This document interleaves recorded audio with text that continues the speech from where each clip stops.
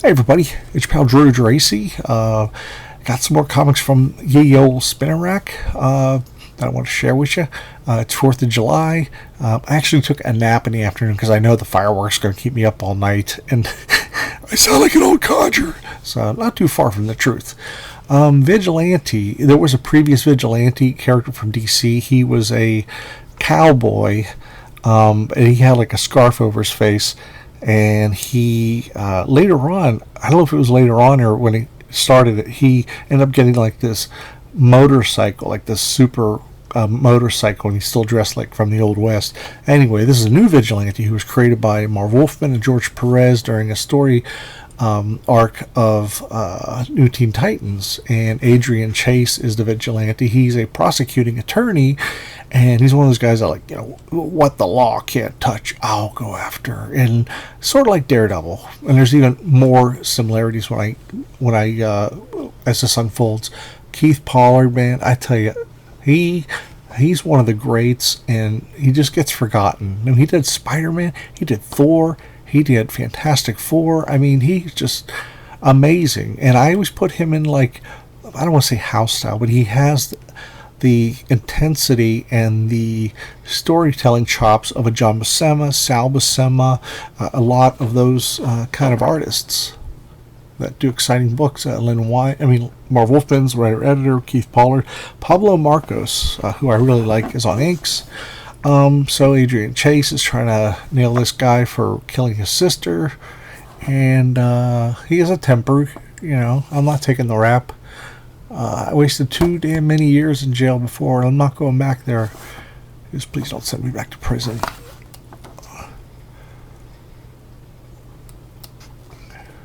Oh, how about this? This is so obscene.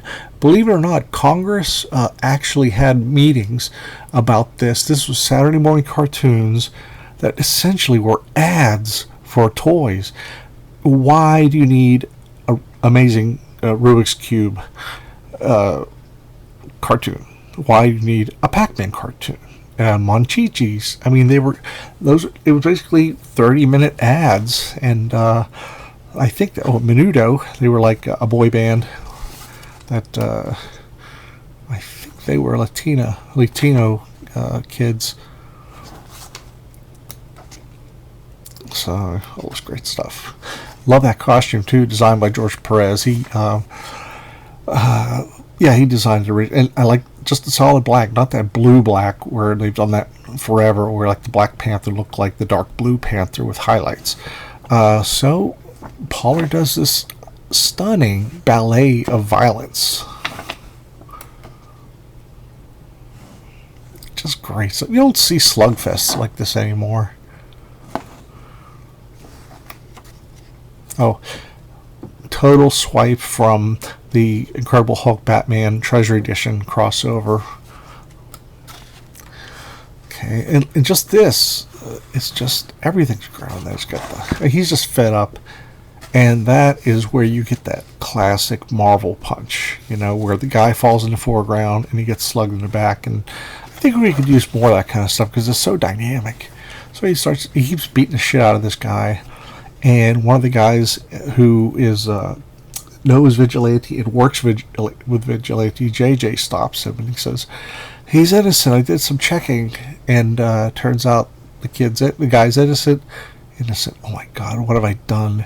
Now, let me think. Yeah, actually, like 10 years earlier, Wolfman did a similar story with Daredevil, 127, I think, where he fought the Torpedo, and they ended up destroying a family's house in the suburbs. And similarly, they both quit. They throw their costume. I'm out of here. Blah blah blah blah blah. A mistake like that cripples me. I can't go on. And this is when first time like these upscale books. This is on Baxter paper where they would have the bleed go off the page, and why they pick orange. There should be like black or some other dark color. It just kind of takes the color holds there. I do like that choice though. So eventually he's like, okay, let's do it right. That's a great pose. So, on to one of my favorite comics, Dreadstar by Thanos creator and Adam Warlock creator, who basically he took a simple character from Stanley and Jack Kirby's Fantastic Four and made him a fully realized character, as he did with Captain Marvel, the Kree soldier. This cover is just so badass. I love that. That's when this came out. I mean, Epic Comics just started. It was the creator-owned imprint that Archie Goodwin presided over, and the other book that started was Coyote. But Dreadstar, it kept going on for like 26 issues, and then somehow they had all these other books put out, and the licensing agreement with Jim Starlin lapsed. In First Comics, an independent comic book that did, Nexus and Badger and John Sable, they said, "Hey Jim, come on over here," and he did, and it was a shame. And Mary Jo Duffy, who was there she is right there, or Joe Duffy, she was pretty upset that somebody didn't, follow through. By the way, at this time, this book was 6 weeks instead of a monthly, instead of a bi-monthly, which would be 60 days. It's 6 weeks, and I love that. Man, when I did 52 with Pat Olive back in the mid 2000s, we had 5 weeks to do each issue, and that was like a blessing, because it's usually a monthly book. You do it in a month. Just great stuff here. So the instrumentality is it's a church that is, they're also sort of like, I don't know, they deal with the dark arts. And there's Willow, and so they're all getting gussied up with the ruffles. So right now they're having a psychic discussion, so there could be nobody overhearing it, which is pretty cool. Kind of like Professor X, but just it's really cool here because they're trying to avoid any, they're trying to be undercover. I love that stuff. I mean, Jim really, I don't, why is there not a Dreadstar movie? I don't know. They keep pumping out all this shit that's like sequels of other stuff. You mad dog bastard. A nice shot of Odie, the cat man. Not to be confused with Peter Criss from Kiss. Come on! So, Lord... come on, man. Zip it here. Lord Papal takes out his henchman. So, this is one I just picked up recently because, I don't know, I'm just kind of curious. And it was $1. Why not? Steeltown Rockers. It's supposed to be about a bunch of kids struggling to make music and as a living in a steel town. Now, it doesn't say which. I assumed Pittsburgh because Jim Shooter, he's from Pittsburgh also, but this actually came out in 1990. And they were never clear. I even looked up Wikipedia, so it could have been like Detroit or anywhere else in the Rust Belt, and it's not essential. So Steve Lee Aloha, who did Coyote back, I mentioned a few minutes ago, what I love about this, it's Elaine Lee, who is a very acclaimed writer, art by Steve Lee Aloha, lettering by L. Lewis Buhalis, who happens to hand letter an awful lot like Tom Morskowski. So she was like his assistant, and she learned. I'm wondering if this page here was like, it's very John Romita deliberately. I'm wondering if Tom Morgan drew it, because he could do a really good John Romita style, because the rest of it is very,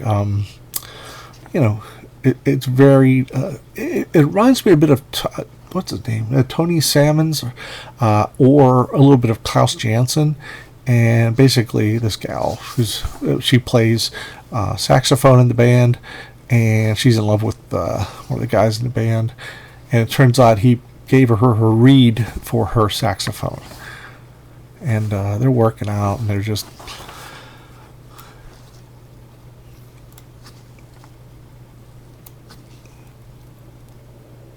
Really neat stuff. It's fun. You know, it's nothing great. I love her look, too. I mean, it's more common nowadays, but back then it was kind of like you get a lot of stares. Well, they end up playing at a bowling alley, and they kept saying like, "Oh, well, it's 10 pen. You know, we'll just play 10 pen." But the thing is, it should have been 10 pin because you know it's bowling. So I don't know why that is that way. And this is a real shorthand version of what Lealoha can do, but to me it works. I like it. It's pretty basic. The story's okay. You know, it's solid. It has all the tropes, but you know, it's still a lot of fun. You know what I mean. And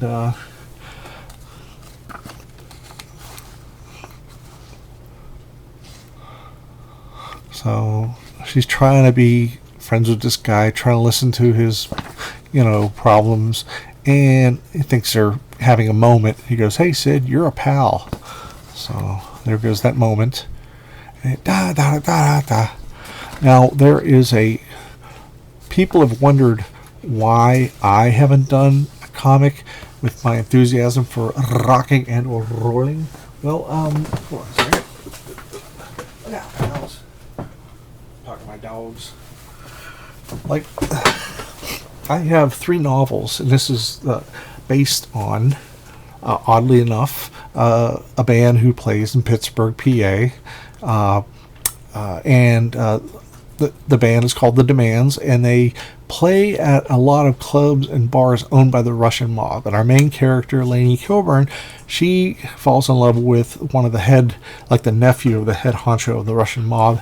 And a lot of violence and romance and just all kind of, humor and everything. But because rock and roll comics just don't sell, and it's unfortunate. There was even when Dark Horse revived Dark Horse Presents, which is an anthology book. Joss Whedon and some artist that was really good. I can't recall his name. They did 3 chapters, which got collected in one book called Sugar Shock, and it's great. It's like a band. It's sort of like a battle of bands in the middle, across the universe. It's like a cosmic version. I loved it. Never came back again, and there were other ones that just didn't. What else? There's just rock and roll comics don't sell, and I'm excluding the rock and roll comics, biography comics that came out in the early 90s. Now this was a nice surprise. I just came across this recently. Love that lettering. That's so 1960s. It is Cosmic Book. Came out around 86 or so. And it talks about a contribution from Wally Wood. It's a posthumous contribution. It's really basic. It's only 2 pages. So that was a little disappointing, but Pat Boyette is doing some great stuff. The coloring is just really great too. Really, really amazing. And then we get to Alex friggin' Toth. Yes, indeedy. With that really cool lettering style he does as well. And then we go to this guy named Mike Himes, who I don't know who he is, but got some crazy shit going on.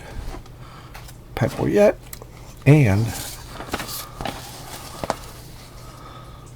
Pat Boyette painted this spread here. It's just astonishing. And this is like 20 years after he started really getting busy with comics, with Charlton specifically. So this is a cornucopia. Is that the right word? I don't know. Of this kind of stuff. So I really recommend it. It's hard to find. I never knew it existed. So now, Thor. Now this was in the middle of Walt Simonson's run, but it was a fill-in issue. It had Walt had nothing to do with it, but it's a great fill-in issue. It's by John Buscema, who's done hundreds of Thor comics. Get this. It's written by James Owsley, aka Christopher Priest, John Buscema, P. Craig Russell as the anchor. How about that? That's beautiful. Okay, trying to hold it still here. But it's amazing to see that. That's the kind of panel that John Buscema loves and excels at, and I love him too. So it's about this ne'er-do-well guy who cheats at cards, sort of like Batlash, like DC's Batlash. It's great stuff, and he's always on the run. But so I found you at last. You have made a grave error in betraying me. Ooh, thank the All-Father you've come.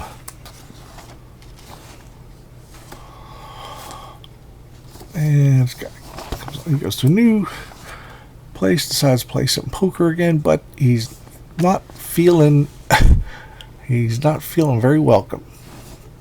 Sit down. This claim check is of no use to you. I already know where the crate is registered to, so I shall claim it shortly. Why are you not there? At Aberdeen. And he offers this guy magic cards that you always win at. And yeah, tell me another. You dare mock me? Rips a bandage off from a bullet wound.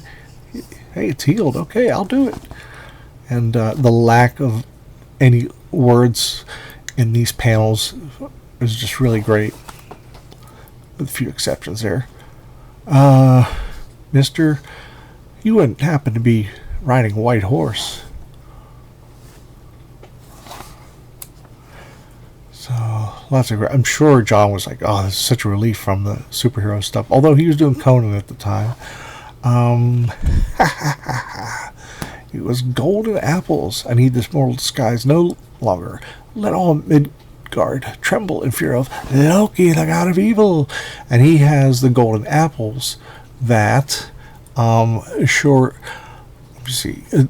The apples of Idun, to reclaim my eternal youth. Once again, I am restored to the fullest of my evil energies. And I love that. Bunch of trolls hanging out. That's all I'm going to show you because really, really good. It's a single issue. I'm sure it'll be reprinted with the Marvel Masterworks because it is a, even though it's not part of Simonson's overall story arc, it's still good stuff. And, fill-ins could be great. Fill-ins could be shitty. This is a great fill-in. And anyway, have a good 4th of July. You can blow shit up, but don't hurt anybody. And don't, that's it. So talk to you later, everybody.